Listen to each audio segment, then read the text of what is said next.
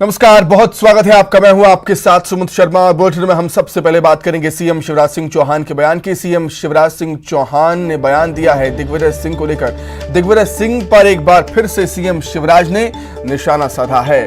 पाकिस्तान के साथ खड़े हैं दिग्विजय सिंह, ऐसा कहते हैं सीएम शिवराज। टुकड़े टुकड़े गैंग के साथ खड़ी है कांग्रेस और एक बार फिर दिग्विजय सिंह ने सर्जिकल स्ट्राइक के सबूत मांगे हैं। सेना का मनोबल गिराने का काम किया है दिग्विजय सिंह ने। ये बड़ा बयान दिया है सीएम शिवराज ने।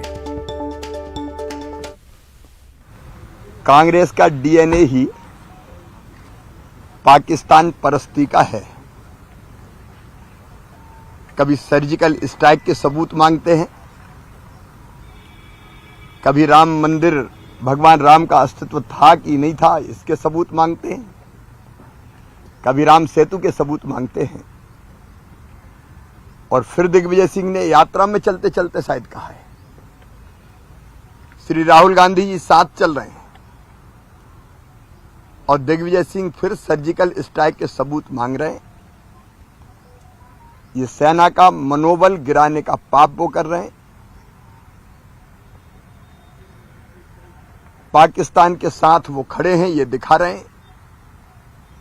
मैं तो श्री राहुल गांधी जी से ये जवाब मांगता हूं कि ये कैसी भारत जोड़ो यात्रा है। टुकड़े टुकड़े गैंग आपके साथ चल रही है,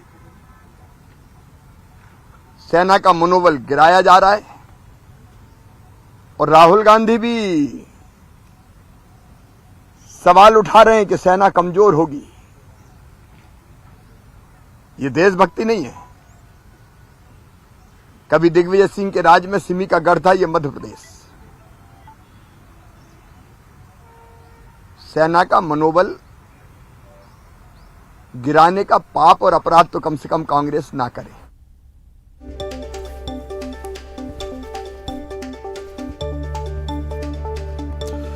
तो आखिर समझने की कोशिश करते हैं कि दिग्विजय सिंह बार बार ऐसे बयान क्यों देते हैं, और उसे समझने के लिए सीधे हम भोपाल का रुख कर लेंगे। अनुराग श्रीवास्तव हमारे सहयोगी जुड़ गए हैं भोपाल से लाइव। अनुराग, ये कोई पहली बार नहीं है जब दिग्विजय सिंह ने सर्जिकल स्ट्राइक या सेना की कोई कार्रवाई पर सवाल उठाया हो, लेकिन इस बार खास बात यह है कि बीजेपी हमलावर तो है ही दिग्विजय सिंह पर, लेकिन इस बार कांग्रेस भी समर्थन उनका नहीं कर रही है। कांग्रेस ने भी किनारा कर लिया है दिग्विजय सिंह के इस बयान से। अनुराग,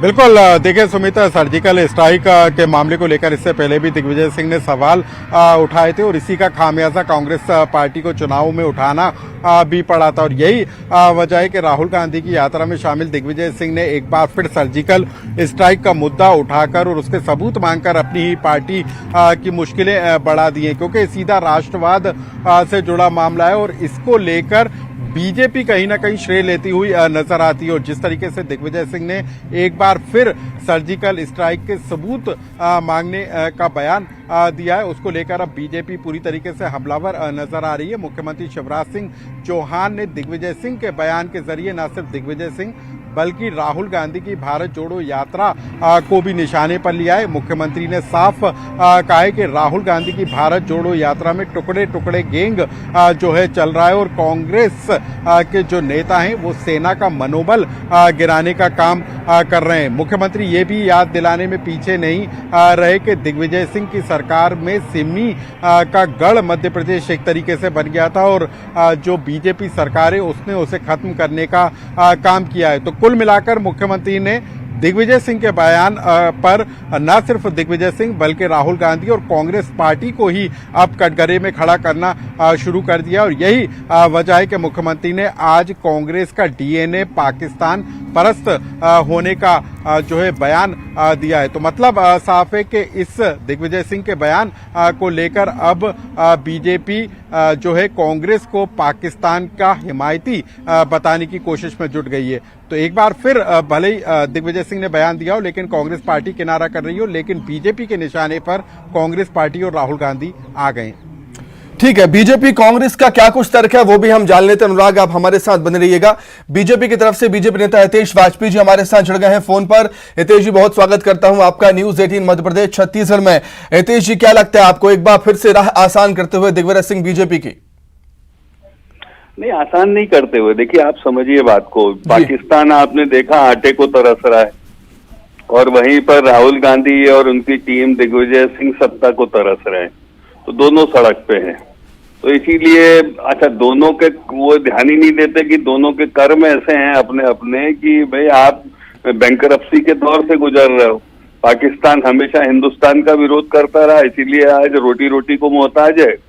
कांग्रेस और राहुल गांधी मोदी जी का विरोध करते रहे लगातार, इसके अलावा कोई तार्किक हल जनता को नहीं दे पाए, तो आज वो भी सड़क पे हैं और यही काम है। इसलिए दोनों की भाषा भी एक है। आप सोचिए, पाकिस्तान में लोग मजाक उड़ाते हैं कि सर्जिकल स्ट्राइक में कुछ नहीं हुआ, अपना एक सीना फुलाने के लिए कि भाई चलो लोगों को बता सके कि भाई ज्यादा डैमेज नहीं हुआ। और उसी प्रकार की भाषा दिग्विजय सिंह बोलते कि लाओ साहब मुझे लाचे के नाव हला के, तो अगली बार मिसाइल पे बांध के दिग्विजय सिंह को ले जाना चाहिए सेना को कि भैया चल भाई तुम भी चलो, वहां चल के देखना जरा कहाँ कहाँ फटते हैं हम। तो ये कोई तरीका, ये भाई नेतागिरी का क्षेत्र नहीं है। सेना की जो सैन्य कार्रवाइयां होती है उसमें जो डिप्लोमेटिक हिस्सा है, जब राजनयिक बैठ के बातचीत वो जरूर राजनीति में आप उसकी आलोचना कर सकते हैं, उसकी कमी बेशी निकाल सकते हैं, उसमें भी थोड़ी सी सतर्कता रखना चाहिए।